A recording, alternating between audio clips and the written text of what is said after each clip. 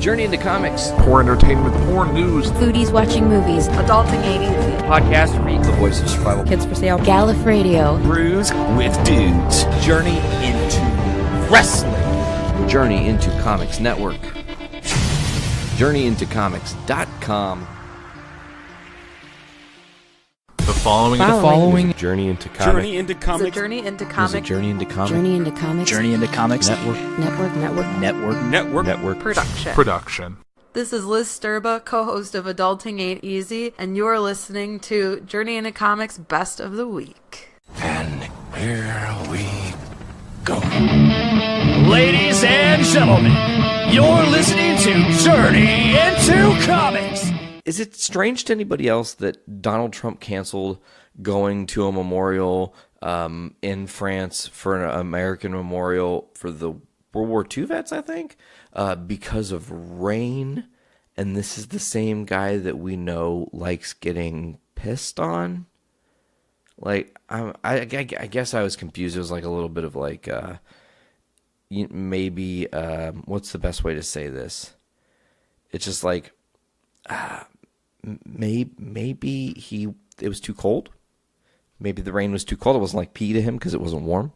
Maybe it wasn't because it was being administered by a Russian person. The sky was French sky. It wasn't a Russian sky, so he wasn't feeling the piss feeling on his face. But what I really think it is he's a fucking pussy and he's scared of Jim Acosta, who he banned from the White House, but you can't ban from France, motherfucker. Break it down. Okay, anyways, so this is back to the thing I wanted to say. On Facebook earlier today, about 5 hours ago at this point, I posted, because and then we'll get into all this here in a second, baffled that the unreleased Fantastic Four film, which was from 1994, is the best attempt, or is the best of the attempts at the Fantastic Four. So let's break it down, guys. I was scrolling the other day on Facebook, and somebody posted a link from some, like, weird third party, like Total Marvel or some it was, I don't fucking know what it was, but anyways, it was like, hey, on YouTube they actually have the Fantastic Four movie from 94, and this is one of those things very much like Superman Lives, the movie that never came out, the Tim Burton Nick Cage driven story they were going to do with Superman. This is one of those things that, knowing that it was never released, knowing the Fantastic Four movie in 1994 never came out, it was supposed to debut May 31st of 1994 and then just never went to theaters, and it never existed. I mean, and they even had trailers and shit for it, you know? It's really crazy how they did this movie so dirty, and we're going to get down with all those details and really dive into what happened here. So, as my cat desperately tries to get into the kitchen, you guys probably heard her meow just then. That was crazy. It scared the fuck out of me. So anyways, I'm scrolling and I see that you can watch the Fantastic Four movie, and I was like, no fucking way. It would be so cool to watch that because there's this interesting history with this movie. Like I said, they poured a couple $1 million into this film. Most of that was, spent on Ben Grimm's costume. The movie itself had very few special effects. What special effects it had were at the time even kind of poor and questionable as to how it was going to, in the end turn out. But ultimately, and this is where things get interesting, in the mid-'80s, German film producers Constantin Films bought the 10-year option rights from Marvel Comics for an initial $250,000. Just before the 10-year option ran out, in order to meet the terms of the contract so they would have first refusal to renew the contract, Constantin Films hurried and had this film put into production. Marvel were not impressed with the low-budget result, and in order to avoid damaging the brand, they quietly brought the film, the few film prints and negatives from Constantine Films to avoid the possibility of it getting any kind of theatrical or video release, but not before somebody in the industry had managed to make an illicit video copy. Both Roger Corman, who produced the film, the director, Ole Saison, and the cast and crew of the film were not consulted or informed of this move, as they were indeed plans in place for a small theatrical release, and a trailer had been made with this in mind. It is rumored that Marvel subsequently had all the film prints and negatives destroyed. The end result was Constantine Films were able to keep another 10-year option for the Fantastic Four film series. After Constantine Films secured funding from 20th Century Fox, the budget version that came out in 2005 ended up being the final result. After the box office success, which was mediocre at best. 2005 version, and several years before Marvel had formed their own film studio, Marvel then renewed Constantine Films' 10-year option and resulted in the 2007 sequel and the 2015 reboot. However, the critical and financial failure of the 2015 version made Fox get cold feet in the FF project and withdrew concentrating on keeping hold of its more successful and profitable franchises like the X-Men. At present, it is not known if Constantine Films renewed the rights or if the rights have reverted back to Marvel. This was at the time of writing, but I know, and you guys know, Marvel has purchased the rights to Fox, meaning they have the rights to the Fantastic Four, and that's where all this beautiful stuff is going to come into play here in a little bit. So, I want to talk about the actual movie, though. The story is not bad. So there's this this thing that's happening, this phenomenon in space called Colossus. Poor choice of naming it, I guess. Like, there's a X-Men character named Colossus. I wouldn't cross the streams there necessarily. I think you could have maybe came up with a different name for the creation or whatever. Galactus or whatever you want to call it. Maybe is some sort of little subtle reference. But it's going to cross and everybody's going to be able to see it. And Reed Richards and Victor, they never say his last name, just his friend Victor, are building this thing, and they want to like harvest some of the energy and try to see what it can do or whatever. Well, the experiment goes wrong, and it fries and kills Victor. And Ben Grimm, who's friends with Reed Richards, goes and tries to save him, and it doesn't work. Then jumps. At some point before then, Reed Richards goes to his boarding home, which is where he's living, and the lady who runs the place has two kids, which are Johnny and Susan Storm. So they're like, I don't know, Johnny's probably like 13 in this point, and Susan's probably like 15 or 16 at this point, somewhere in that range. And Reed's probably like 27 or so, so there's like a little bit of an age gap there. So, so the thing happens with Victor Von Doom, and I do encourage you guys to go watch this for yourselves and make your own judgments on this, because my opinion is probably not going to be everybody else's opinion on this one. I actually feel I'm going to be in the minority saying this is a really good movie, but I'm going to kind of break it down for you guys and give you the reasons why I think it's a good movie and give you the layout. And I am going to kind of spoil it a little bit, but I'm not going to give everything away. I don't want to tell you all the details. I'm just going to kind of give you the setup. So then after the accident and the thing with Colossus, 10 years passes. And there's going to be this memorial to Victor, and Reed wants to take his ship that he was trying to build in the first place and take it up into space, so that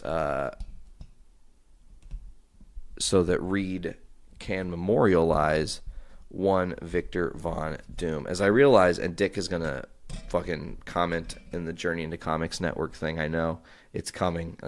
He probably already commented on it, you guys, and I don't even know, but. Pop Filter Awareness Month. Yeah, I know, Dick. I know.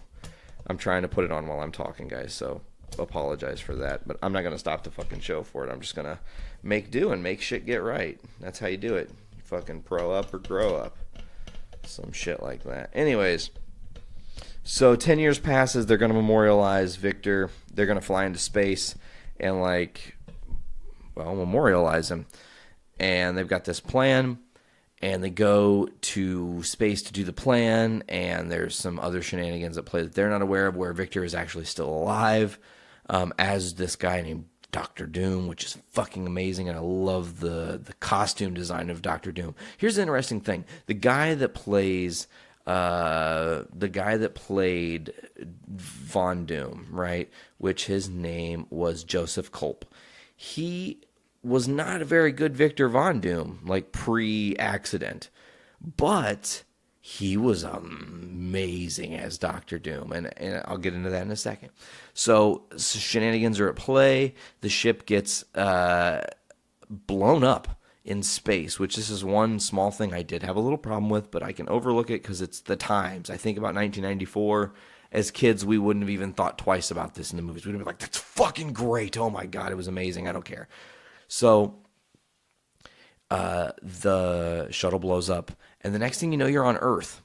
Shocker? What? You blew up in space, and somehow you landed on Earth. You made it back through the gravitational the ozone and all that shit, and plummeted to Earth. And then the fall from Earth did not kill you, or the fall to Earth from space did not kill you. That's a very, wow, you did not become gelatinous and explode into tiny little pieces. That's crazy. Okay. So anyways, they're all in this field, and everybody seems fine. Everything seems normal right out the gate.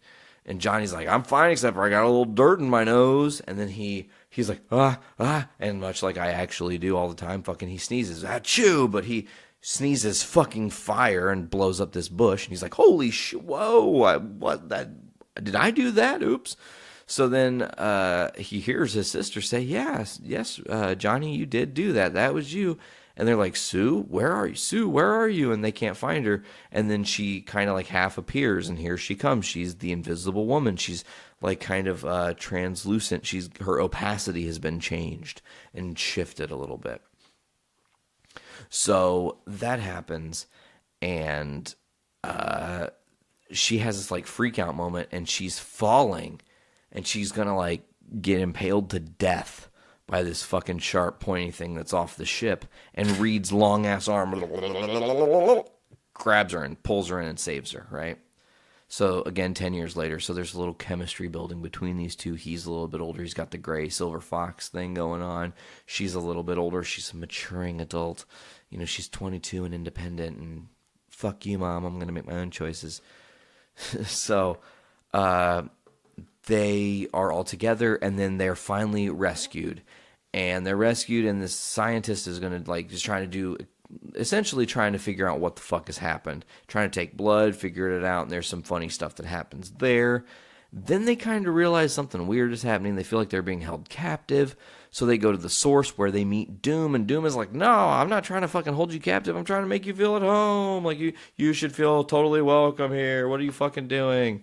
Like, have I not done enough to make you feel welcome? Oh, shit, and I also forgot that earlier in the movie they set up Alicia Masters, which is famously Ben Grimm's girlfriend and wife at some point. She runs into Ben randomly, and her statue gets just fucking devastated and exploded, but it kind of sets up her backstory later, and she ends up getting kidnapped by the jeweler, and there's like this whole subplot that happens there, and that ties into the end of the movie, and we're not going to go there. So they realize that Doom is a bad guy, and they're going to fight back, and they end up fighting back against all the Doom bots, which are like people, but they look like Doom bots. It was very confusing, but cool. I dug it. It was an interesting take on Doom bots. I wasn't against it. Totally. So they escape what I assume is supposed to be Latveria, but I don't know. I couldn't, they obviously don't have closed captions, so what the exact words that are being said were a little bit of the story was lost on me. I'm going to be honest, because some of the dialogue was a little harder to make out. It is like an illegal copy from 1994, so good on whoever was smart and like, I want a copy of this before anybody fucking else. And then them having the copy before anybody else are like, oh, I have the only copy of this movie and I can't show anyone because they'll fuck me in the streets. So he didn't show anyone until 2017, and that's when it ended up on YouTube. I'm going to put the link to this movie, by the way, which is something you can watch on YouTube. You can also just search the unreleased Fantastic Four movie, and you'll find it on YouTube. But you can watch it, and you guys can make your own opinions on it. Okay, so the story is good. The cast is good. You've got Alex Hyde White playing Reed Richards and Mr. Fantastic. A lot of these people you guys have probably never heard. Let's just be honest. But Jay Underwood as Johnny Storm and the Human Torch. Rebecca Staub as Sue Storm, Invisible Woman. Interesting to note, Veronica immediately notices Sue Storm and is like, oh, I know that girl. She was in this movie Love Potion No. 9. So I look it up to fact check, because I'm like that. And sure as shit, this lady has only been in 2 fucking movies. Love Potion No. 9 and motherfucking The Fantastic Four. It was crazy. So this is a very analytical breakdown, like from a comic book aspect on the Fantastic Four. I do want to mention to you guys that we are probably going to be talking about that on this week's episode of Foodies Watching Movies, where we kind of dive a little bit deeper into the Fantastic Four. We'll briefly touch on the music here, where I'm just going to say it was kind of like the John Williams Greatest Hits ripoff special. Like, it was this movie was coming out and being produced right around the time where Jurassic Park had been released in theaters, so this has a Jurassic Park-esque vibe to it. It has some Star Wars vibes to it. There's some other musical choices and vibes from it, but the music is very blasé. That's all I'm going to say. The effects, I've already talked about this a little bit, and the effects itself are they're subpar. When Johnny is doing his flame stuff, it looks really wonky. When he's full flame on in the one scene that he does it, it's really wonky. But again, it's 1994, and there's that's the thing that just kind of rings true. Like, man, 94 with some of the visual effects they were trying to tackle, it was pretty ballsy, genuinely. The low budget definitely affected it. I feel like if this movie would have had a couple more $1 million put to it, it might have done something really special, because I do like the story. I do like the story they try to tell, and they put some cohesive thoughts to this story. One thing I absolutely, genuinely, heart and soul love, without question, it was authentic. This movie felt and moved and acted and seemed and existed as the Fantastic Four, as I've always wanted. And that's the thing that's crazy to me.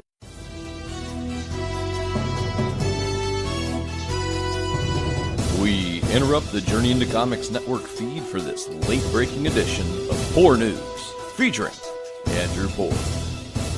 Here are 5 issues to watch. Leadership fight. So Republicans are mulling who will lead them starting in January as Speaker Paul Ryan prepares to retire, and the caucus comes to grips with their looming status as the minority party in the House. Losing their majority in the chamber has created a chaotic, crowded race for the party's top post, with conservatives trying to flex their muscles in the leadership fights. Rep. Jim Jordan, Republican from Iowa, is challenging Rep. Kevin McCarthy, Republican from California, for the minority leader. Jordan, a founding member of the House Freedom Caucus, has the backing of conservative groups who have called for a leadership shakeup in the wake of Tuesday's election results. House Republican Conference Chairwoman Kathy McMorris Rogers from Washington faces a challenge from Rep. Liz Cheney, a Republican from Wyoming, is not seeking another term in leadership. Rep. Steve Scalise, after suggesting he could challenge McCarthy, announced his bid to be minority whip. House Democrats are having their own struggle as they return to the majority. House Democratic leader Nancy Pelosi has appeared confident she has the votes needed to return as Speaker, a post she'd held from 2007 to 2011. And like I said before, I think it's time for new leadership in that role. Nothing against her personally, but I think it's time for someone who can bring a new voice to the speakership. Leadership contests on the Senate side are shaping up to be less dramatic. Senate Majority Leader Mitch McConnell and Senate Minority Leader Charles Schumer are expected to stay on as leaders of their respective caucuses. Meanwhile, with Senator John Cornyn, Republican from Texas, term limited as Majority Whip, the rest of the leadership team will try to move up the ladder with Senator John Thune, currently the number 3 GOP senator viewed as Cornyn's likely successor. Senator Todd Young told the Associated Press that he is making a bid for the chairman of the National Republican Senatorial Committee. Government funding is another thing on the docket. Lawmakers have less than a month to prevent a partial government shutdown after Congress missed a September 30th end of fiscal year deadline to pass 7 of the 12 individual appropriation bills. Hanging over the talks are concerns about the shutdown fight over President Trump's proposed U.S.-Mexico border wall. The two chambers have been at a stalemate for months. The House funding bill for the Department of Homeland Security includes $5 billion for Trump's wall. The Senate measure, by comparison, contains only $1.6 billion. With Democrats slated to take control of the House in January, the December fight could mark the best bargaining position Republicans have until January 2021 at the earliest, and only if Trump wins re-election. Both McConnell and Schumer indicated that this past week the funding negotiations were ongoing, and both held back from establishing goalposts. Schumer said talks about border security have been bipartisan and warned the president against interfering. On the general issue of border security, we've had a great discussion in the appropriations process. They've been bipartisan, and I would hope that the president wouldn't interfere and we could get something good done, Schumer told reporters. Trump appeared to soften his long-running shutdown threat after Tuesday's elections. He told reporters the shutdown wasn't necessarily on the table, but could be, pledging that the White House would be fighting for the wall. Two other issues could throw up potential hurdles to government funding talks. Trump's pledge last month to start cutting off aid to Central American countries in retribution for a migrant caravan, and a decision to oust Attorney General Jeff Sessions. I'll discuss more on the Jeff Sessions thing later. Congress will have the chance to set the foreign aid levels in the funding bill they send to the president, which will need to include appropriations for the State Department and Foreign Operations, one of the 7 bills lawmakers failed to pass by September 30th. Retiring GOP Senator Jeff Flake on Friday opened the door to trying to get legislation to protect Special Counsel Robert Mueller into the final appropriations bill if it can't pass as a standalone measure. Neither approach seems achievable given the opposition from GOP leadership. Nominations are another thing. High on the to-do list for the lame duck session are a dozen executive and judicial nominations, as Senate Republicans have honed in on their ability to confirm Trump's nominees. Cornyn asked before the recent recess what was on post-election agenda, quipped, "Nominations, more nominations." Republicans have confirmed Trump's judicial picks, particularly nominees for the influence circuit courts, at a breakneck pace during the first 2 years of administration, even setting a record for the number of appeal judges confirmed. They expect to continue to work with dozens of judicial nominees awaiting a Senate floor vote, and the Senate Judiciary Committee held 2 controversial hearings during October recess to advance judicial nominations. "We're going to do everything we can to get you through before the end of the year," Senator Orrin Hatch told the nominees at one of the hearings. The horrible taxes have infuriated Democrats who say Republicans are sidestepping Senate norms in order to stack the courts with young conservative judges. Democrats who nixed the filibuster for most court nominations in 2013 are unable to block a nominee without help from Republicans. Looming over the Senate's work on Trump's nominees are concerned about a possible cabinet shakeup in the final months of the year. Sessions was the first cabinet member to go after the midterms when Trump announced on Twitter the day after the election that had been ousted. Since then, Washington has been abuzz with chatter about who could be next. Trump is reportedly considering dismissing Commerce Secretary Wilbur Ross before the end of the year. It's unlikely there is enough time on the Senate calendar for the chamber to vet, debate, and vote on a cabinet nominee, and waiting until 2019 could benefit McConnell, depending on the results of the Senate races in Arizona, Florida, and Mississippi. Republicans are expected to have between 51 and 54 seats, potentially giving them a larger margin to clear controversial nominees. Lawmakers are expected to make a renewed effort to pass a criminal justice reform bill by the end of the year after punting the issue into the lame duck session. Advocates for the proposal are hoping it has new momentum after McConnell pledged before the midterm that he would measure support for legislation and bring it to the floor if it can get the 60 votes needed to pass. If McConnell brings the bill to the Senate floor, it would mark a significant victory for bipartisan groups of senators who tried unsuccessfully for years to get a vote amid opposition from a small but vocal wing of Republican caucuses. Trump advisor and son-in-law Jared Kushner has also prioritized ongoing negotiations to merge prison reform and sentencing reform, and he's been at the center of the Senate talks. A GOP aide told The Hill earlier this month the senator involved in talks were close to a deal. While 2 Senate aides stressed that there were not finalized legislative text yet, a spokesman for the Grassley asked on Friday if text had been finalized, said talks remained ongoing. The tentative agreement, according to a copy of the draft legislation viewed by The Hill, would pair a House-passed prison reform bill with some sentencing reform, including reducing lifetime mandatory minimum sentences after 2 prior felony drug convictions to at least 25 years, reducing minimum sentencing after 1 prior conviction from 20 to 15 years, and make the Fair Sentencing Act retroactive. Also expanded an existing safety valve for mandatory minimum sentencings, but would not apply retroactively, according to the draft seen by The Hill. Also going up is the Farm Bill. Lawmakers are aiming to wrap up the mammoth agriculture bill by the end of the year after the September 30th deadline passed without a compromise. At the center of this agreement is a stalemate over tightening requirements for food stamps, an idea being pushed for by House Republicans and Trump. The bill, which passed the House along party lines, would impose new work requirements on the food stamp program and tighten overall eligibility for federal assistance.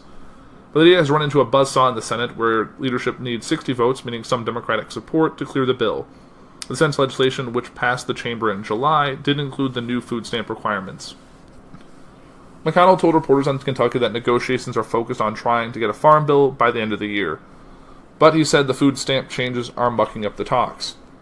"We just have to compromise," he said. "That's the part that's a little tricky, but we'll get there." Trump signaled last week that he still wants the work requirements, and he's blaming Democrats for the holdup. "We could have it very fast without the work rules, but we want the work rules in it, and the Democrats just don't want to vote for that. So at some point they'll have to pay maybe a price," Trump said. And as we're kind of waiting in this whole lame duck session, there's also coming the recount. This article is so step right up, the recount circus has come back to Florida. From pro-Trump protesters to swarming layers to paper jams, the latest ballot counting isn't making the state look any better than the last one. Inside a man in a suit arguing for the merits of a paper clip over staples, outside a man in a Hillary Clinton mask held signs arguing for the former Democratic presidential nominee to be sent to prison along with local election officials. Florida statewide recounts got underway Sunday morning with lawsuits, protests, and some high-stakes paper jams, as both parties dug in for a prolonged legal battle over critical Senate and gubernatorial races in one of the largest states in the country. "The whole world is watching this," Judge Betsy Benson said inside the Broward County Election Office, which had been newly fortified by layers of police and private security forces to protect voter counts from the protests raging outside. Almost 2 decades after hanging chads and butterfly ballots earned it ignominy? I don't actually know that word. In the 2000 presidential recount, I'm guessing it just means, like, made it a dark thing. Yeah, whatever. In the 2000 presidential recount, South Florida is ground zero for a closely watched recount. Then the deja vu all over again walking in here, said Larry Davis, the attorney who has monitored election for Democratic candidates and officials since 2000, calling out the names of GOP counterparts he recognized from the Bush v. Gore days 18 years ago. Of course, that a little more importance to it. Recounts rarely turn up more than a few hundred misidentified ballots, and outgoing Republican Governor Rick Scott leads Democratic Senator Bill Nelson by about 13,000 votes in the Senate race. So could Nelson really still pull out a victory? Anything's possible, Davis said. It's Florida. NBC News has rated the race as too close to call. Some counties have to run machines 24 hours a day to process the nearly 8.2 million votes cast statewide by the Thursday afternoon deadline for recount results. And there's talk of officials plan to sleep in their offices so they would be in place to adjudicate any questionable ballots that might arise in the middle of the night. Bring your pillow, advised one attorney working for the Supervisor of Elections office in Broward County. One employee who's been seen toting a gallon jug of water and 2 energy shots as he crossed the police lines of the tightly secured office to get into work early Sunday morning. No one can sleep outside given the din of 150 or so noisy pro-Donald Trump supporters yelling through bullhorns. A cherry picker hoisted a giant Trump flag in the air, and a pickup truck was flashed with pro-Trump and pro-law enforcement flags like a MAGA porcupine. A large troop of Democratic supporters showed up on Friday, creating some tension with the pro-Trump side, but on Sunday, Trump's fans had the parking lot outside the strip mall voting office to themselves. Republican officials from Scott to Senator Marco Rubio of Florida to Trump. Republican officials from Scott to Senator Marco Rubio of Florida to Trump himself, who has tweeted about Broward no less than 5 times in the past few days, have promoted unsubstantiated allegations about voter fraud here, putting a target on the heavily Democratic county. Scott also asked the Florida Department of Law Enforcement to investigate, but the department said it had received no evidence of fraud. That hasn't stopped the protests. I imagine we're going to have people there every day, said Diana Taub, vice president of the Southwest Broward Republican Club. Still, Broward County and its supervisor of elections, Brenda Snipes, have been plagued by legitimate election administration concerns for years. Snipes is not someone who would manufacture boxes of ballots to throw an election. She's simply incompetent, the Fort Lauderdale Sun-Sentinel editorial board wrote Friday, reiterating the newspaper's call first issued in June for Snipes to step down or be removed from office. What started with a small red-hatted prayer circle in the morning swelled with the Florida heat into a large crowd by noon. The mood was alternately festive and angry. 1 minute members of Bikers for Trump were dancing to songs like Can's I Want More, recorded with pro-Trump lyrics, and the next minute a woman with long blonde hair, who said her name was MJ, was yelling at the top of her lungs about the, I'm not going to say it, so the effing Jews. An Eretz news conference broke out around the woman, who told the assembly crowd that she herself was Jewish, but frustrated that the large Jewish population in South Florida reliably votes Democratic. That seems like a weird thing to... Large tattooed man with a shaved head, who gave his name only as Taco, stepped up beside her. He was wearing a cut-off black shirt that featured a drawing of Trump riding a Harley-Davidson motorcycle and holding a sawed-off shotgun that said "Drain the Swamp." But Trump was also seen against Harley-Davidson just a couple months ago, so that seems kind of counterproductive. They control the media, they control the entertainment business, and that's what they do, he said. Donald Trump has done more for the Jews than Israel than anybody before, and it doesn't matter. You're right, it doesn't matter. Another man in a white shirt, Art Manin, stepped into the fray and noted he had been in Fallujah, Iraq. The liberals are over. I fear them more than I did the terrorists, he said, clarifying to a reporter later that he had not been in the military in Iraq, but rather was working for Halliburton, the oil field services company. Yeah, so that's just saying, like, I've been in Texas. And then, yeah, I don't know. The scene, or one like it, may repeat itself for days, since a manual recount is likely to follow the machine version once it's completed Thursday. And the hand count is where the real fun starts, as attorneys inside joked morosely. But anyone who remembers the 8-month slog that led to Al Frank's descent to the Senate, no thanks to an infamous vote for lizard people, may disagree with the amusement factor. Republicans are trying to prevent a manual count, asking judges to stop the count and impound Broward and Palm Beach County's counting machines. Across town, addressing a very different crowd at a black church, Democratic gubernatorial candidate Andrew Gillum demanded that every vote be counted, invoking the dogs and fire hoses turned on black voters during the civil rights era. What a notion that we could find ourselves a few days after Election Day begging, pleading for people who legally cast their ballots to have those ballots counted, Gillum said. A disturbance that included comments from a Muslim, a Jew, and a labor union organizer. The crowd erupted in a chant of, "Count every vote." I do agree, if every vote was in by the deadline on election day, they should be counted. And if there was any issues, those should be adjusted. So, we'll see what comes of this. And keeping with the whole thing with Florida, so Nelson charges Scott is undermining Florida elections, demand recusal from the recount. The Democratic senator said his GOP rival is using his powers as governor to try to undermine the voting process. Democratic Senator Bill Nelson of Florida on Monday called on his opponent, Republican Governor Rick Scott, to recuse himself from any role in the recount process that will determine the winner of their race. It's obvious that Scott cannot oversee the process in a fair and impartial way, Nelson said in a 2-minute video released by his campaign.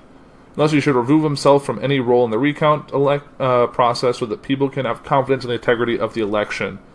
Given his efforts to undermine the votes of Floridians, this is the only way that we can ensure that the people's votes are protected. The recount is overseen by Florida Secretary of State Ken Denser, a Republican who was appointed to his position in 2012 by Scott. Nelson accused his GOP opponent of not being interested in making sure every lawful vote is counted and of using his power as governor to try to undermine the voting process. Red meat, we crave sustenance. Guys, we are not invading my aunt.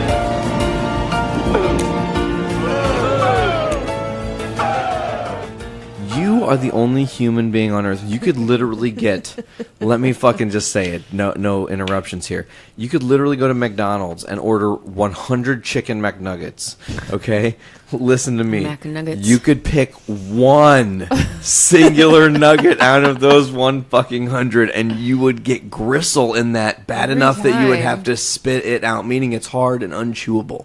Yeah. What the fucking fuck? I don't know, and it's always the chicken breasts that have like the really veiny parts, yeah, or the like fat, the really like tendony, sinewy, like chickeny thing. I can't deal with it. I was a vegetarian for several years, and for a while there, all through college.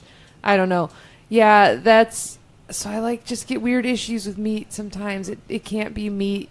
It can't taste like it sometimes. Sometimes, depends on what it is. I mean, if I'm eating a steak, I'm eating steak. I mean, there it is. Mm-hmm. It's a fucking piece of meat. But, like, and if I'm eating fried chicken, I mean, there's bones. It's right there. But fried chicken, usually the skin and the fat and all that, like, takes care of the chickeny thing. Right. You know? I can't deal with that. Like rotisserie baked chicken like or something that taste, has that chickeny flavor. Yeah, that tastes like you're smelling like you're in the meat shop. Oh, it's the worst. Like that boiled chicken smell. Oh God, it's so off-putting to me. You would hate my job as a prep cook. I make a fuck ton of like chicken salad. Yeah, and it's I mean it's delicious, but it is it's a really gross process. Your little cafe is adorable. Yeah, but that's anyways. It is.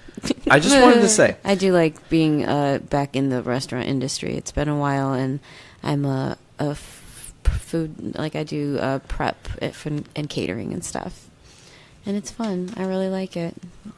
That's awesome. Yeah. V, I'm going to pass the paper over to you now because you made us something delicious on the flip, and I'm going to explain part of this. I have to write shit down now? Well, if you want. You don't have to if you can remember. Whatever. Anyways. All right. I'm a good sport. Okay, cool. So let me preface this by saying that the night prior to this amazing steak sandwich. Oh, fuck yeah, that steak. That's exactly what where we're getting to. But I have to preface this by saying the night before that, I went on a bender. Yeah. Yeah, it's a nice pen. No, it's a Prisma. This is a real nice pen. I just had to like take a second. I was like, "Ooh, okay, now I don't mind." That's one of the ones from my other set, not one of your Prismas. I don't know. Right? You're just using what you handed me. I don't know what it is. That's one of the ones from that. I don't write with pens. Ooh, I really like it. Okay. So back to it. On track now. So, before we had the steak sandwich that we're about to discuss, I went on a bender and started fucking frying everything under the sun.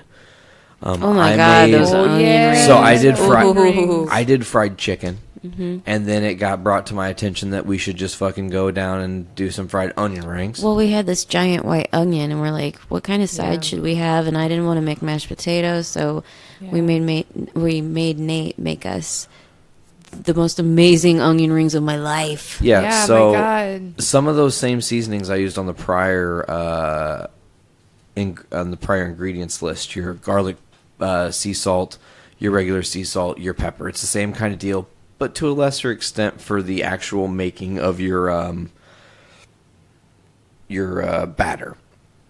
You take your Kentucky Colonel's batter that you get at the store. Oh my God, that stuff is the best seasoning if you want to do fried shit. And then Kentucky's seasoning, whatever. I just, to my own personal touch, and that's to you too as a chef. If you're into cooking and you want to try this, you know where your levels of salt and pepper enjoyment are. So use what you typically use.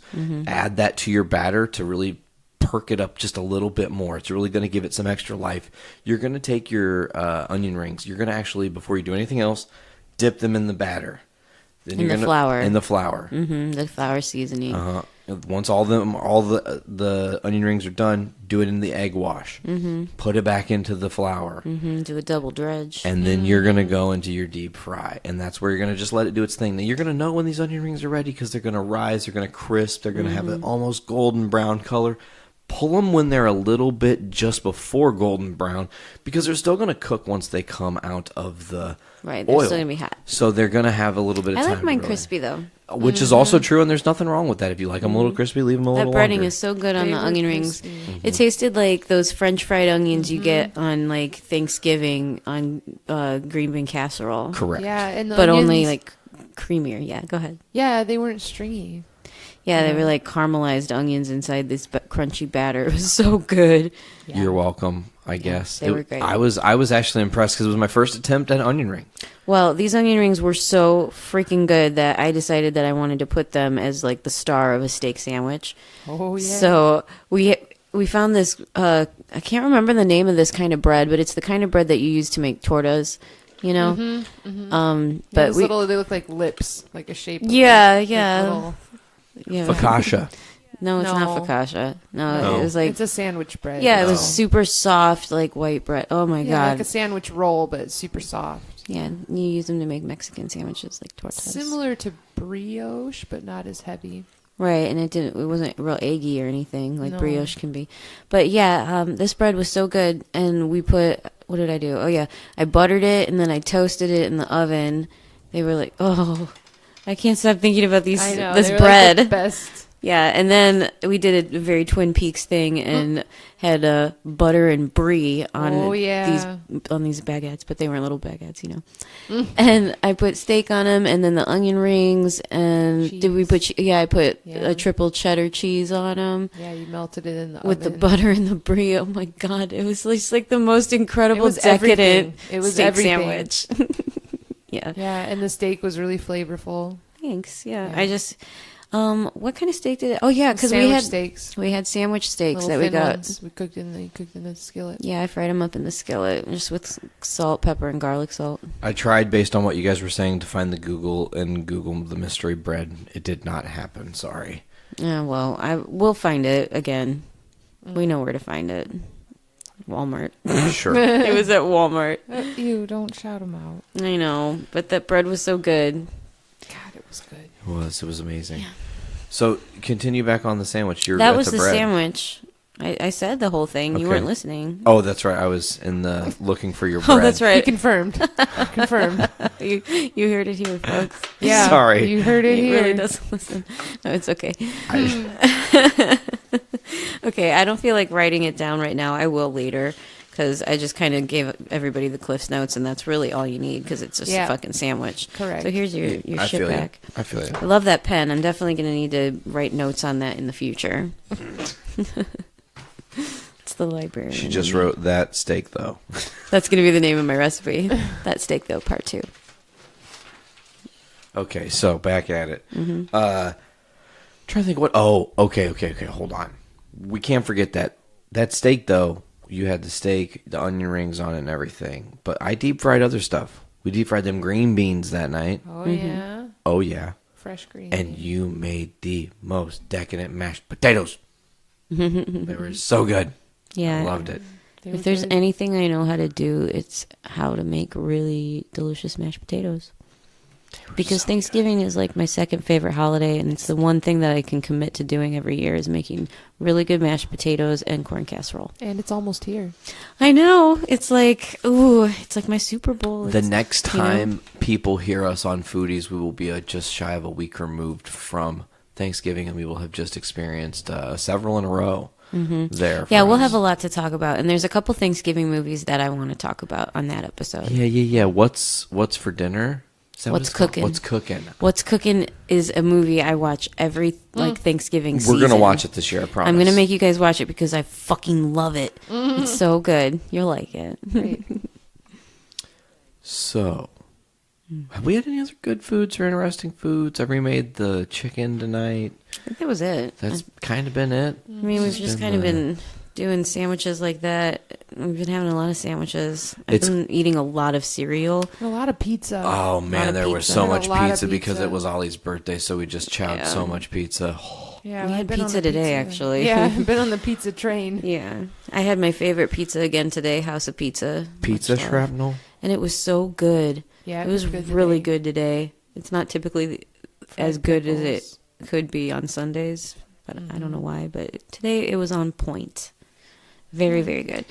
Yeah, I don't know. I think that was about all the delicious food we've been making. Okay, so we've talked about all of our delicious, tasty, nummy sandwiches.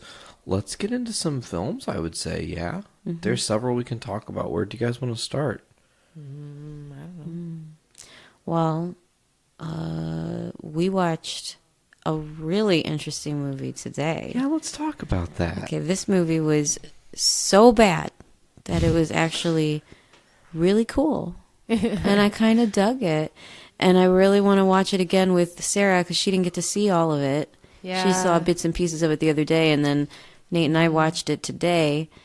And it was 1994 unreleased Marvel's The Fantastic Four. Okay, so here's some backstory to it. I covered this on Journey into Comics this past Monday, which I actually already recorded. That's so cool that happened, so I already know what I did. It's great. Wow. But interesting to note that Marvel bought all versions of that movie and made sure they were never released. One singular dude made a copy of it as a bootleg and hid it. Just probably for his own personal use to just watch this movie that was going to come out that ended up not coming out. That's crazy. And then now he has this relic. In 1994. It does not hit the internet until last year, towards the end of last year in 2017. So we watched it on YouTube. And as I said on the podcast, it was so bad it was not that bad. Nate totally loved it. I did. I really did. Dug it. I was watching him watch this movie. It was so funny. It was like watching a kid watch Power Rangers. It had that aesthetic. It was so really endearing. did. It was so endearing, and I loved it. They tried so hard, and for what they were given, they tried really hard. They turned chicken for what shit did. into chicken salad. Let me tell you, Brock Lesnar reference. Brock Lesnar. Boo. Brock. And that's a food reference too. That's great. So it's a double win. I don't want to think about food and Brock Lesnar. I just don't want to do it. Ew. Sorry, Brock Lesnar. Sorry, I won't do his music anymore. Yeah, no more wrestling. Okay, so what do you want to talk about this Fantastic Four movie about? I mean, there's a lot of things we could kind of get into. Sarah, you saw some of it. What did you think of what you saw and heard? Oh, well, I mean, it looked like they went for the comic book feel. I mean, it was very B-movie-esque. It was so 1994. It was.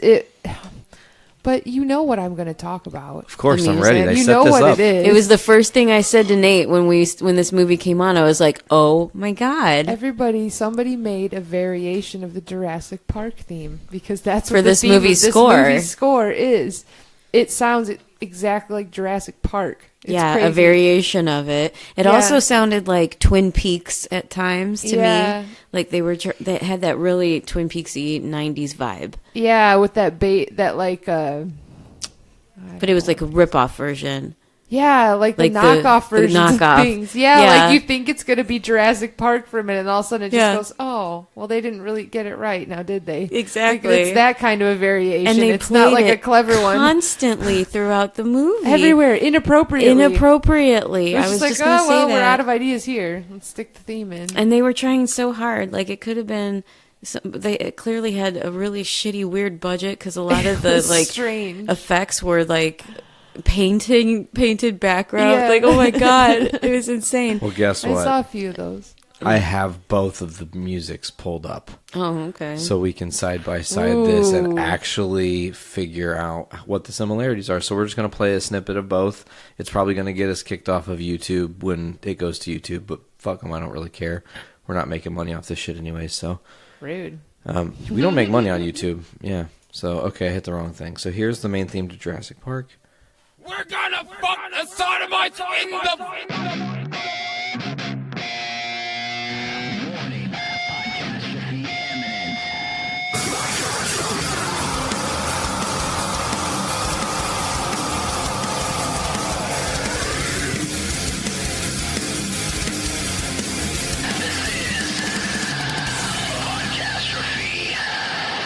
He talks about like all these like myths in the Pokemon canon that fans have kind of created.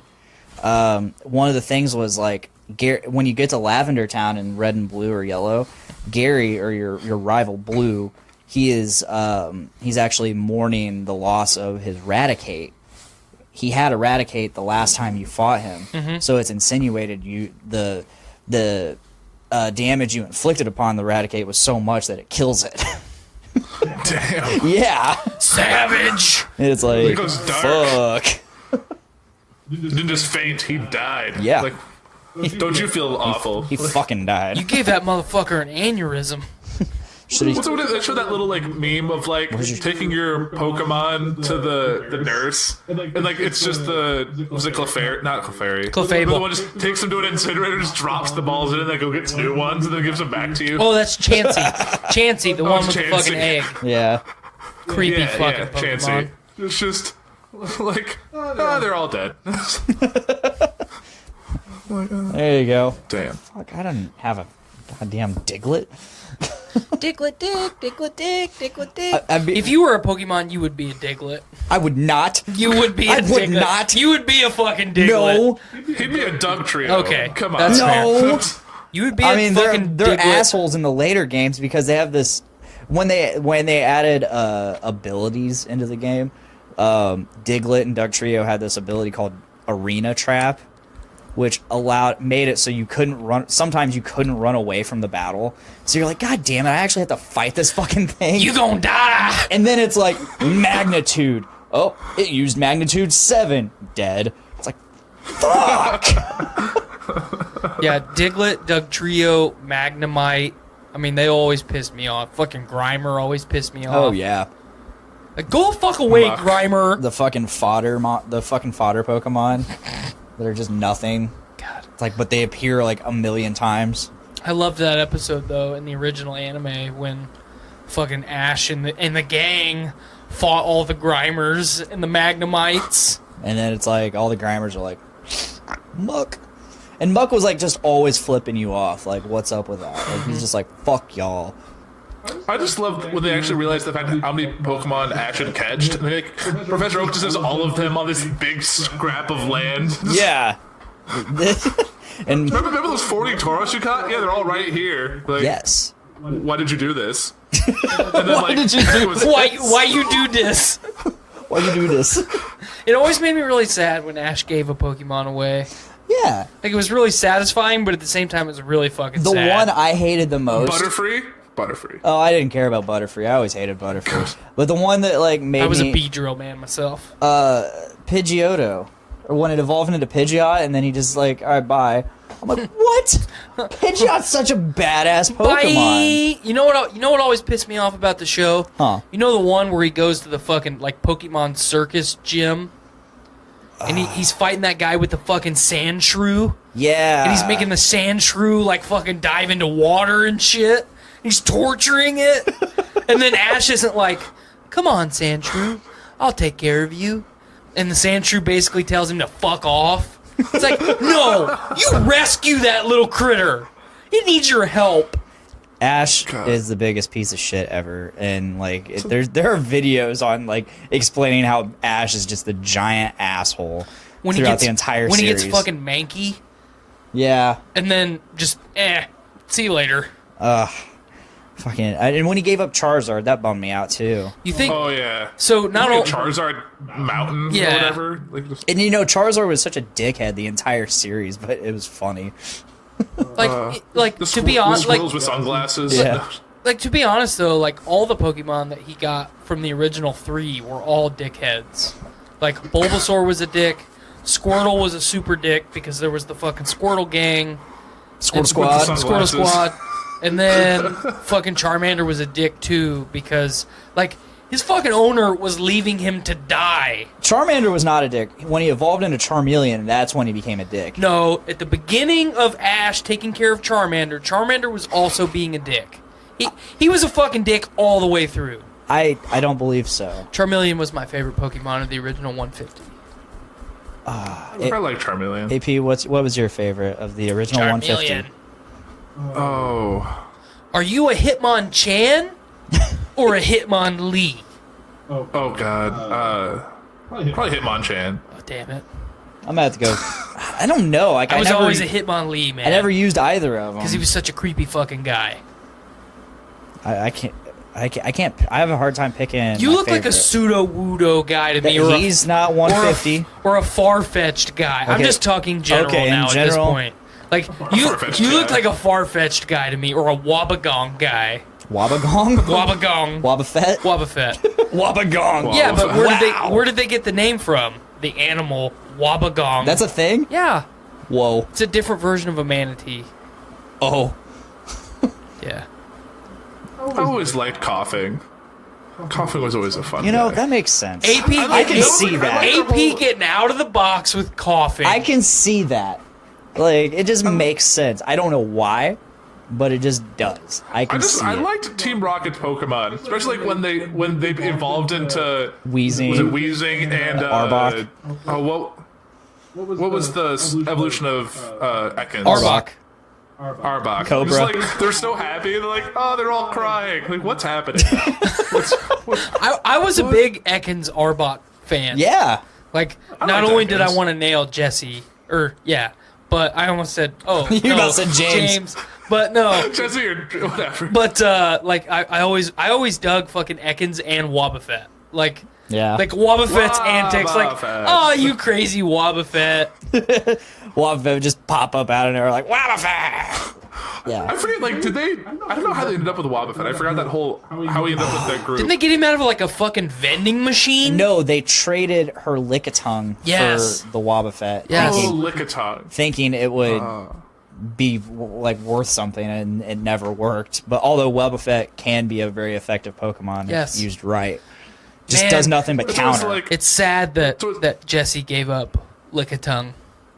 I liked Lickitung. So happy. Always so happy. I was just like, Team Rocket's bouncing off again. Wobbuffet! Yes. I was like, God damn it, Wobbuffet. What are you doing? Like, so not only was Professor Oak nailing Ash's mom, but do you think Mr. Mime was getting in on that action too? Oh, man. I think this is my fucked up head. I think people were fucking Pokemon. Like, seriously. Jinx over there? Yes. Like, somebody's getting that Nicki Minaj action with Jinx. Oh, There's also fucking weird people fucking ponytails and shit. You don't know what's happening. Like, it's just chaos all over. Oh, my God. If I had to pick, I would definitely go with Pidgeot. You're a Pidgeot guy? I'm a Pidgeot guy. You're gonna have sex with a Pidgeot? No, not my favorite. I was going for it. I was like, what? It's either Pidgeot or Dragonair. Like, I love Dragonair. Lapras was cool. I thought Lapras was cool. What was the pre-evolution of Dragonair? Dratini.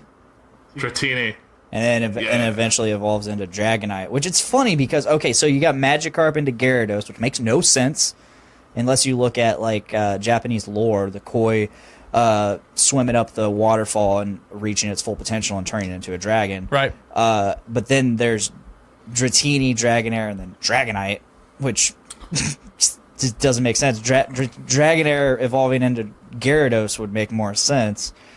and then Magikarp into Dragonite because they both have like the little whisker antenna things. Yeah. And it's just like they got flipped around. And it's like, what the fuck happened here? Actually, I really liked Onyx. Onyx was cool. Thinking on it. Onyx was awesome. Steelix was cool. I actually liked him on the show too. Steelix was cool, but Steelix was like terrible. Yes. Terrible fucking Pokemon. I liked Golem. Golem was cool. Mm-hmm. Giant, just ball of mean. Ball of mean. Yeah. Like, think about how fucking intimidating of a creature Golem would be.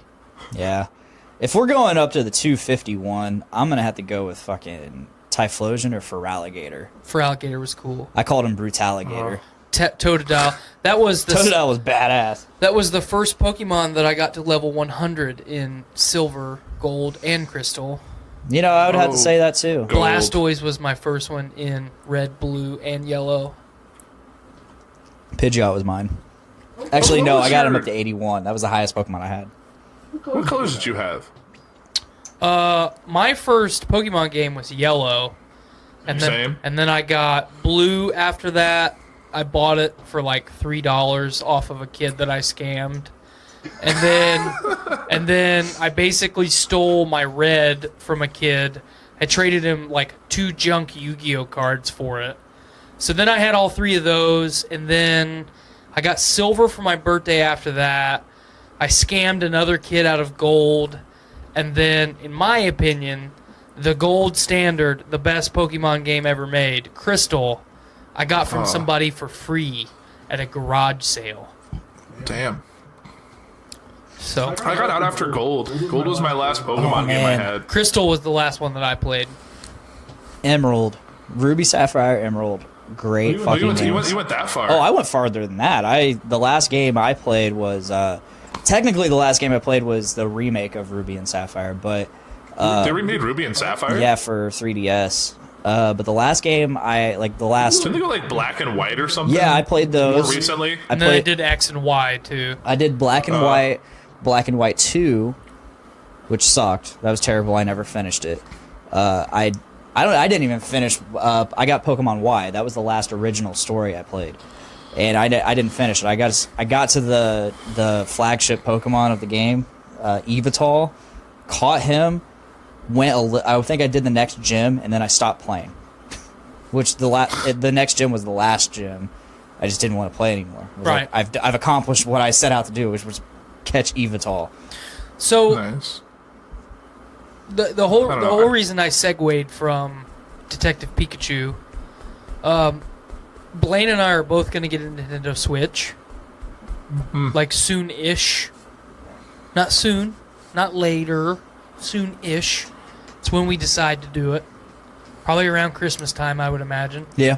For both of us, we'll both be diving balls deep, like Mr. Mime into Ash's mom, with Let's Go Pikachu, Let's Go Eevee. Are you going to pick that up, AP? I don't have a Switch. I think the next I'm probably going to get is probably Odyssey. Cool.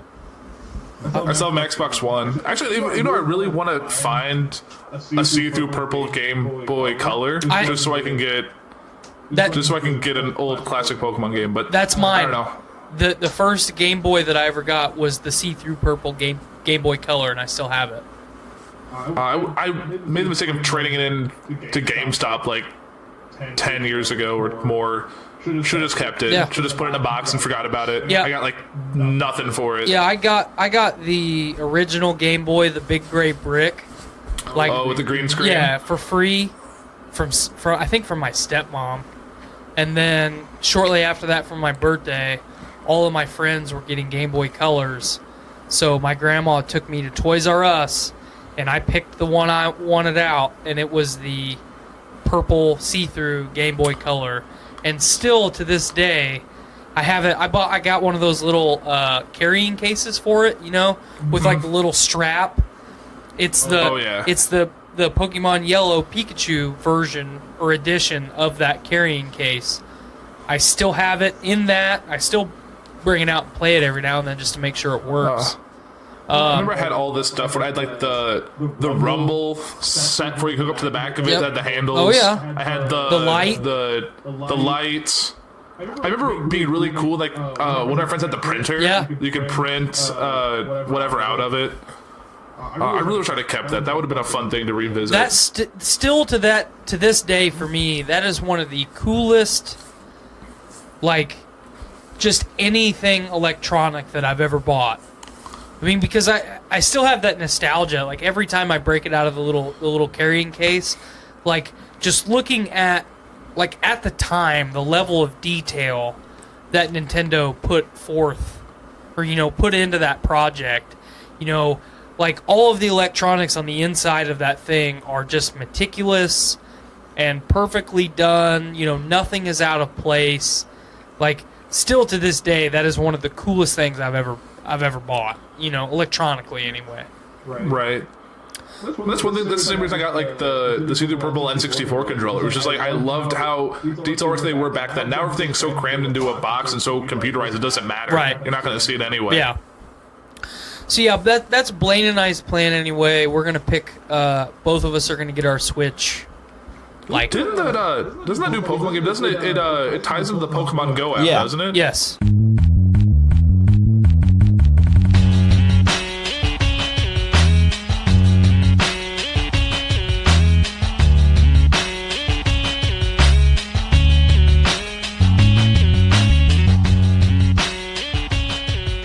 And we're back.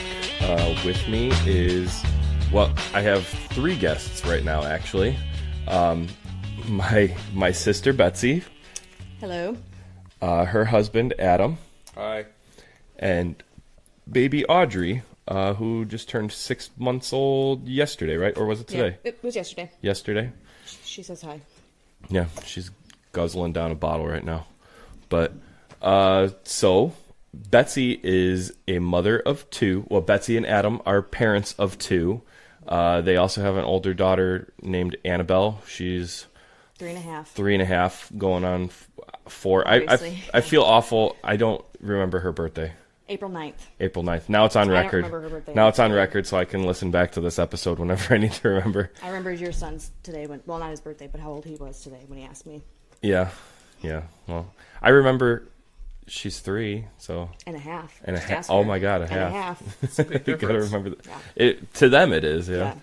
That's the girls are always talking about. Well, actually, I don't think my girls even know, like, they're closing in on their 5th... Like, Livy's going to be 5 in 2 months. I just told her that she was 3.5, like, recently, and so then, since I said that, that's it. It's in stone now. And a half, yeah. But, yeah, so they actually live not too far from me, which... So far, I feel like we haven't taken full advantage of that yet. The kids could be playing together a lot more, I think. Now my wife is down here to yell at me about something, I think. She's not yelling, but she's got a look on her face. Tell you I love you. She's not actually yelling, but her face is yelling, so. I should take a picture of her yelling face. No, I just wanted to tell you how much I love you. Wow, she's really putting on a good show. So anyway, I wanted to talk about a couple of things with you just because they're... What? She said get out of the garbage. I think she's talking to a dog. Okay. I hope not one of the kids. I thought she was yelling at me. Well, get out of the garbage. Maybe. But the first thing I wanted to talk about was you guys actually had some difficulties trying to have your first baby. Yeah, it took us a while. How long was it? It was a year and a half for the first one. No, it was longer than that. I feel like it was like 2 years almost. That was a year and a half for the first one, and then like 2.5 pretty much for the second one. No, it was longer. It was longer for. We weren't trying to have Audrey that fast. We were only trying to have Audrey for like 6 months before we had her. But with Annabelle, we were trying for almost 2 years.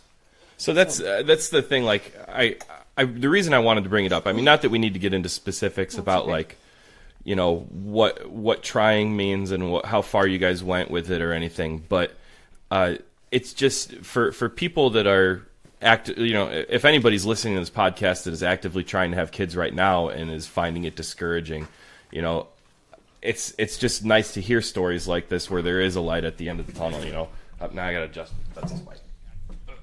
Sorry.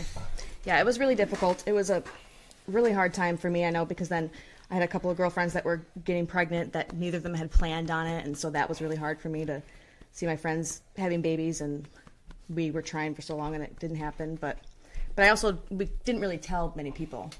You didn't tell anybody that. No, but we were trying before we even got married, and then we ended up getting pregnant like a month after we got married, so everybody just thought it was.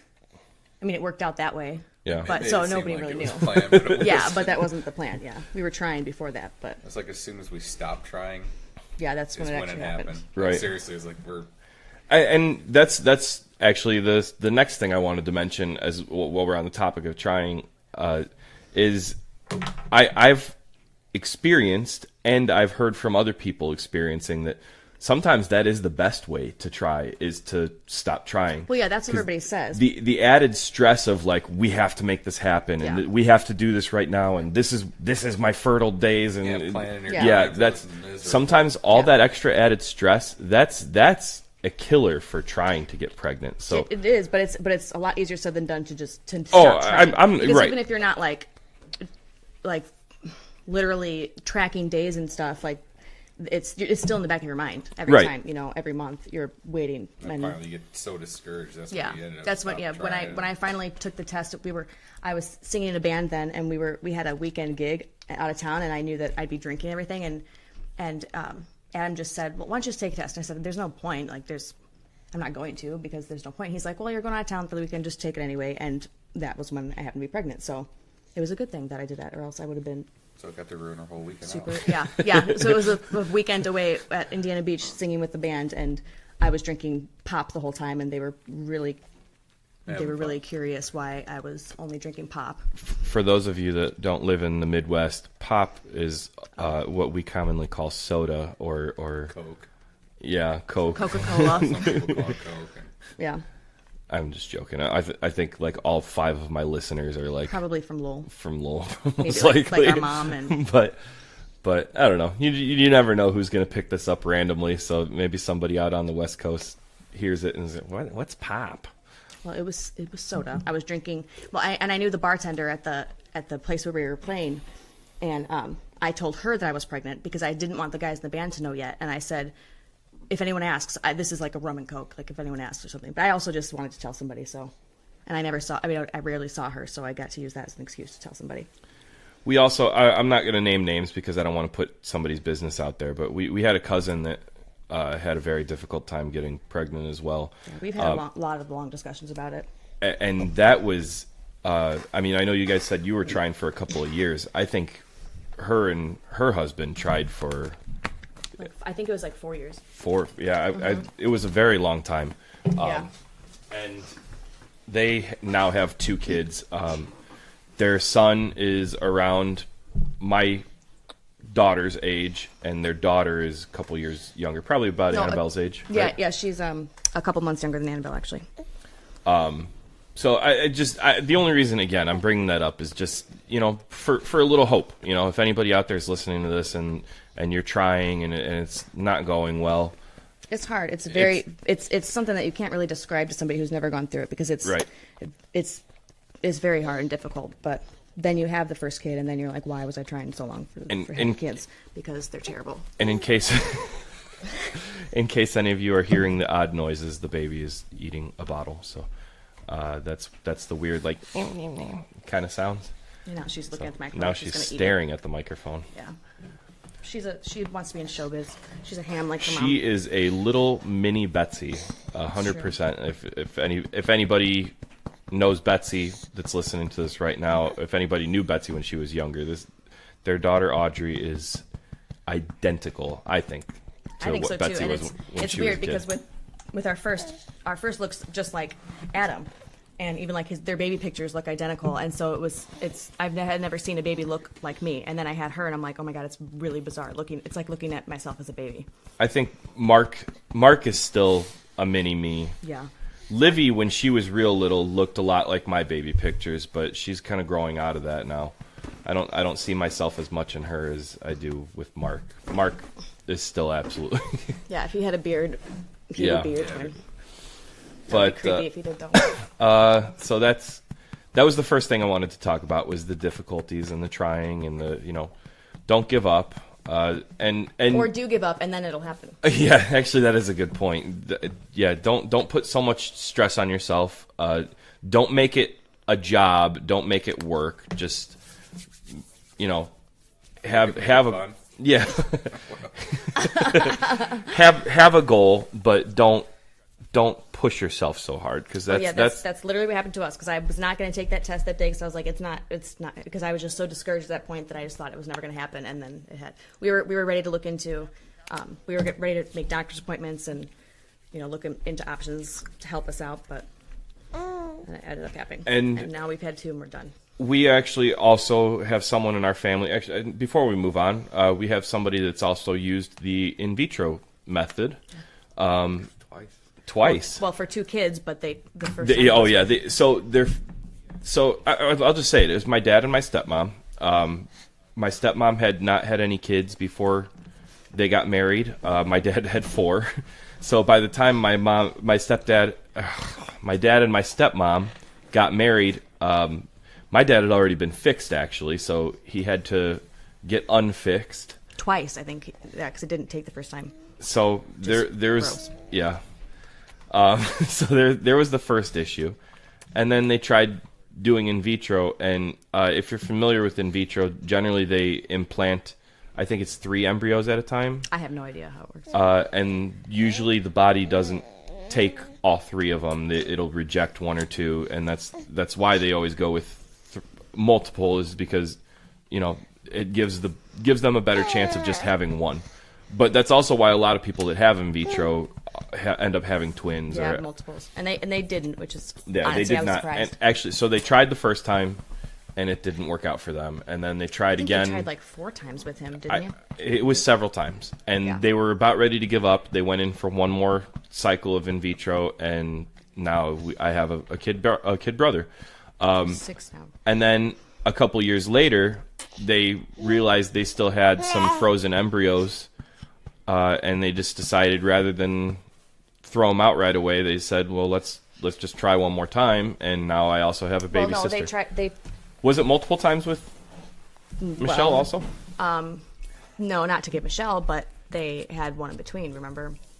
Oh, I do remember that now. Yeah, a sibling that she lost pretty far along, because that's also. I mean, there's a lot of risks with it, and also they were older. So and anytime that you're older, getting pregnant. She was in her 40s, so that makes for difficulties. But like I said, there's a happy ending. They now have 2 kids, and it did take them a while, and it was expensive for them. But I think if you asked either of them, it was worth every penny, because they now have a beautiful family at home. And Michelle's going to be 3 in January, right? Yeah.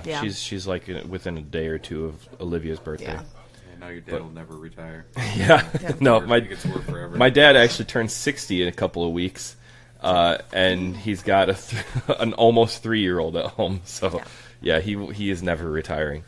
But but they did it on purpose. So right. And this is all just to say, like, there's hope, and maybe you're unable to conceive by yourself, then in vitro is an option, and if that doesn't work out, there's always adoption too. Is it a great option? Yeah. So the biggest message I wanted with talking about all this was just that there's always a way. There's always a way. There's always a way for you to have a family, and I know sometimes it's not the way you dreamed of, and it's not the way you wanted it to happen, but don't give up. Just don't give up hope ever.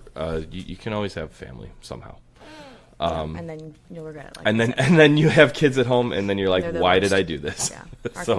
Our kid that we tried for so long with, she's a terror. She's horrible. That is the next thing I wanted to talk about was how terrible my daughter is. Yes, she's the worst. I don't know why I even let her in my house, but so we talk a lot about how crazy Scarlett is.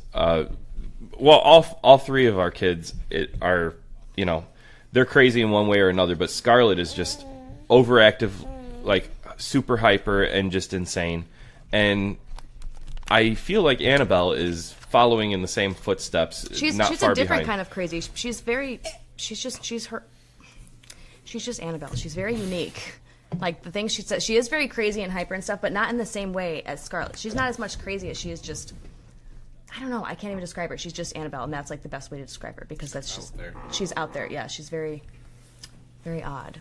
Now, for a while, Annabelle was, I don't know if she still is or not, but a dog. A dog. Yeah. Yes. She's not as much anymore. She still loves Paw Patrol, but she's still like if I go upstairs or step outside or something, and the baby starts crying, and she's sitting there, she starts barking and howling like to get my attention. That's how she tells me that Audrey's crying.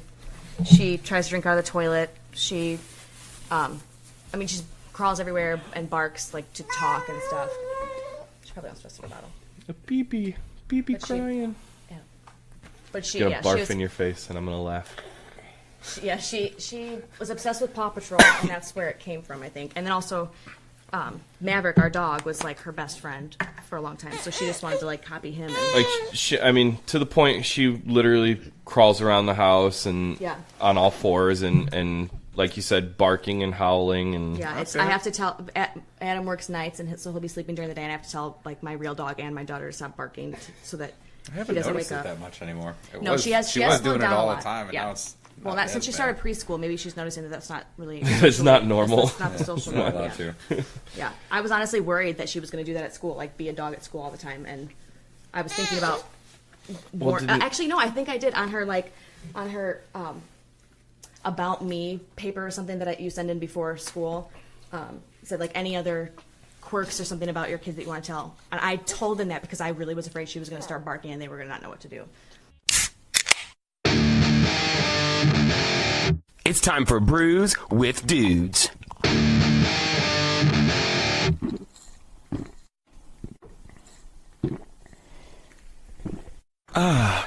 Juicy.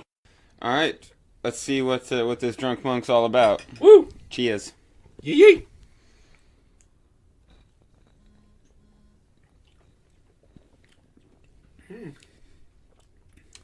Very light. Yeah, very, very light. Was there an alcohol percent on that? It is good. I don't think they usually put them on there. 2? A traditional Bavarian-style Hefeweiss from space with plenty of banana, vanilla, and clove notes. I definitely am getting the clove. Yeah, I get the clove.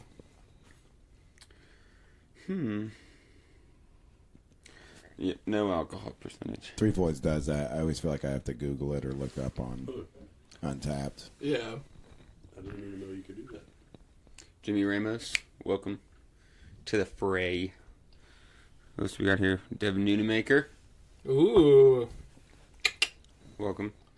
So this is serving as somewhat of a pregame for you, is it not, Mr. Chips? It is. Thank you for bringing that up. What's going on tonight? Tonight we have what's it called? The Cowpunk Rodeo.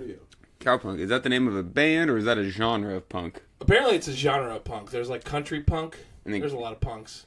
Cowpunk. That sounds fun.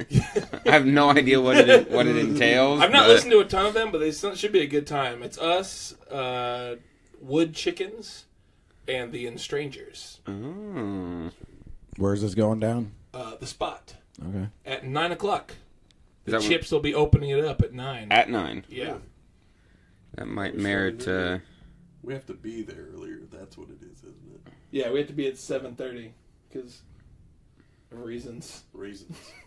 That's when the hookers are getting there. We have to, oh, really? I heard. We have to build the building before we get there. Remember that time we built the stage at the Doom Room? Yes. Yes, I do. I was joking, but it has happened. We're going to have shows tonight. We should probably build this stage. You like called us like, hey, would you mind putting this stage together? Like, Nick, that's not a thing I do. Like, yeah, it is, man. Just put some boards together. Yeah. Just make it happen. A bunch of punks with a saw. How bad could that end up? We always have a lot of fun when we're trying to do these things. We've done the chip pit a couple times. That's never gone well. It's a lot better outside. We did do it that one time at the tree stage. That was good. But we also did it in the basement. Which was a terrible idea. Awful. And we did it at the theater on the carpet. That was equally terrible. That's probably the worst one. Oh, we destroyed that carpet. Just like a big 2 vacuums we destroyed. Yeah, and we broke a vacuum cleaning it. Yeah. Sorry. Oops. There's the infamous picture of Sid making a chip, Yes. like a snow angel, but it was in chips. I saw that the other day, like it popped up. I'm like, oh man. Those were the days. It was beautiful. Okay, so cowpunk stuff. It should be interesting. They're like, if you guys ever listen to like the Meat Puppets, it's kind of like a Meat Puppetsy. Kind of a rockabilly. Ooh, I like that. Yeah. Are you guys playing any tunes I'm not familiar with? We have one new-ish song that we're playing tonight. We played it once or twice, I think. Other than that, same old chip stuff. I mean, no, it's not. It's brand new. Everything is Come new. to the show. You have not heard anything. I'm not sure what There will be familiar songs. There are a couple. Not all are ours, but I don't want to even think about them because every time I do, they get stuck in my head. Every single time. Every time. I'll say it I'll just say the title of the song, stuck in my head. Totally. I'm trying not to do it right now. I'm just struggling. Get out of my head. Chips songs. Corey Stump says he misses him some chips. Oh, we miss you. Nico, Garrett, Dakota, Zildjian, Richie, and Sam. Hello, everyone. Welcome to the party. Got the good-looking people out there tonight. We do, goddamn. That's one hell of a party. We still got a little bit of this if you guys want to help yourselves. That's exciting. We were going to go see that new Harry Potter movie tonight. Oh, does that come out tonight? Well, it's like the early release. Yeah. But then you reminded me of the show. I was like, well, fuck. I didn't see the last one. It was good. And I'm even more excited because all the critics are saying it's awful.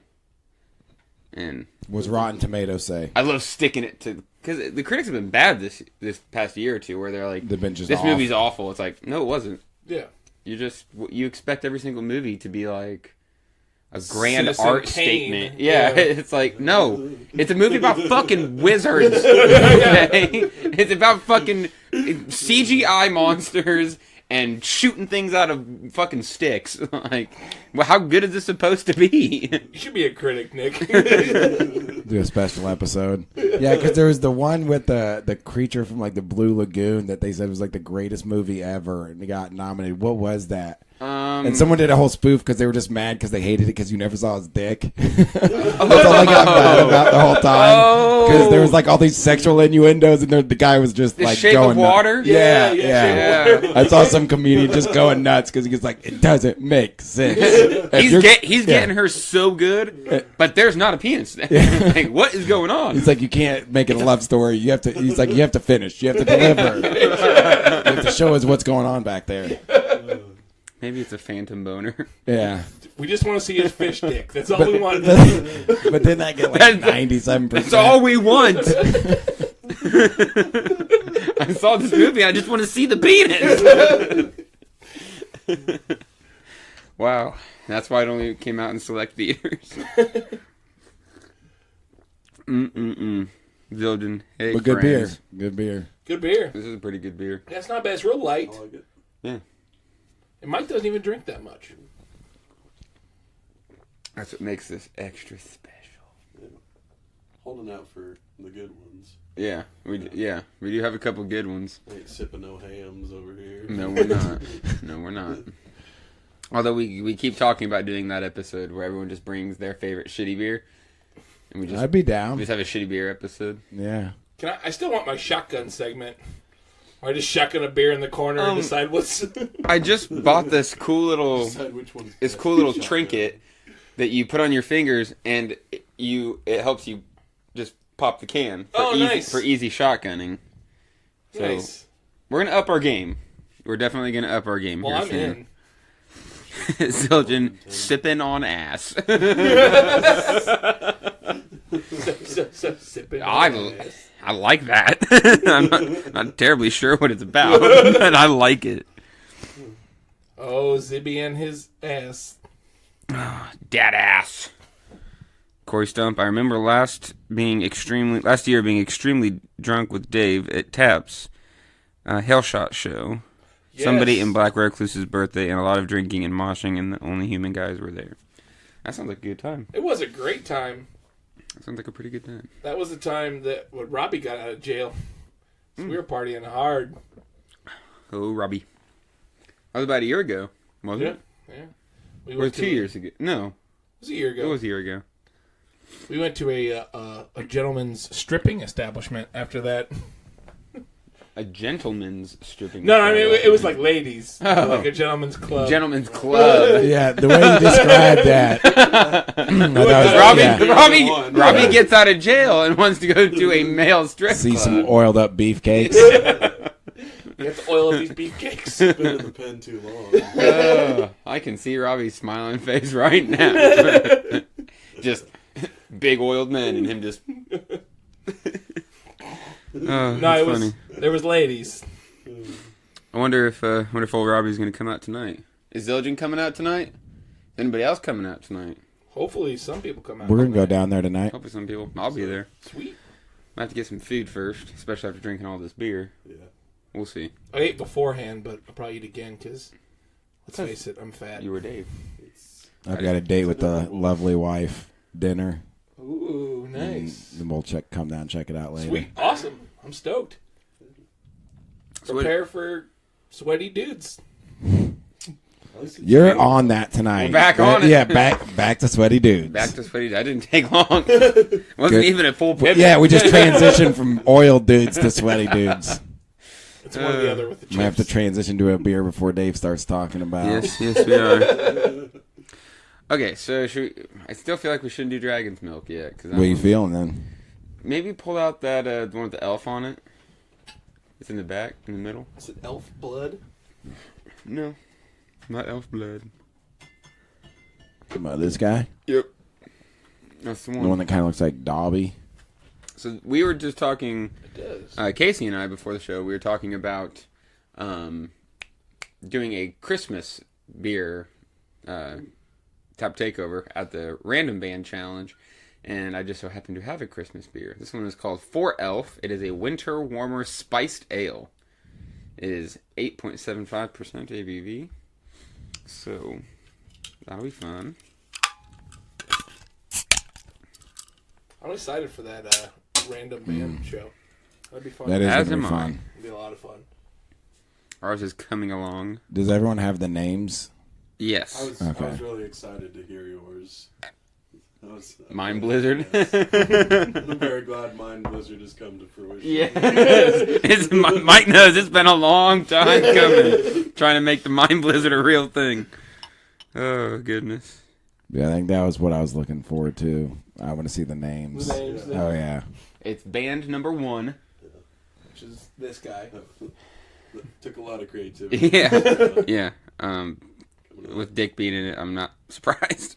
I was hoping Dick was going to do the dick pics. Oh, he wanted to. I would love the guitar pics with just pictures of Dick on them. Yeah. Throw them out into the crowd. Dick would like that entirely too much. You want to try this one, Mike? I haven't finished this one yet. Okay. We'll just leave that right there then. Why isn't there a Doom Room movie?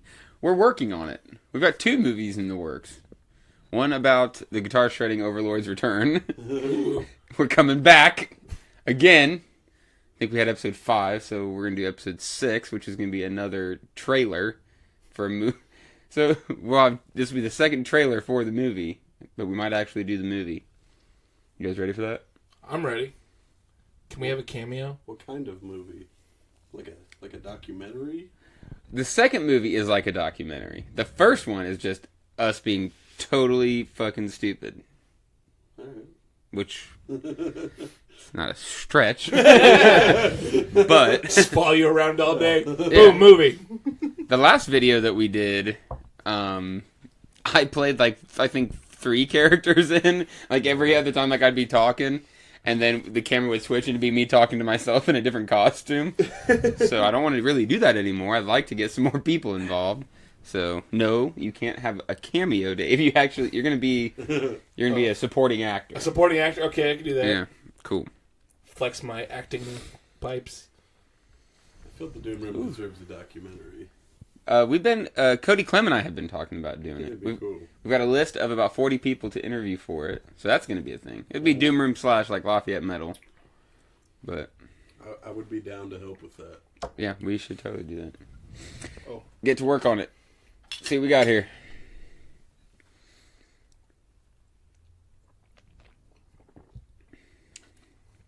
That is downright pleasant. That's pretty good. A little spicy. What's up with this again? Yeah, you're gonna get the spice on those Christmas beers, but that was good. Yeah, I like that this was all the way through. Yeah, I enjoy that. I think I've had this one for about a year now. It's just been hanging out. Because the winter beers can be touchy because some of them are so spicy that it's like... Yeah, can't even enjoy them. Yeah. I think the finish is a big deal. I like the skull reindeer. Those are sweet. Oh, that's awesome. Like a Tim Burton reindeer. That is what that looks like. There's a little bit in there if you'd like to try, Mike. Just a little bit. It's good. It is good. Hell, I'm not driving. There we go. Sure you're not. Get wild, Mike.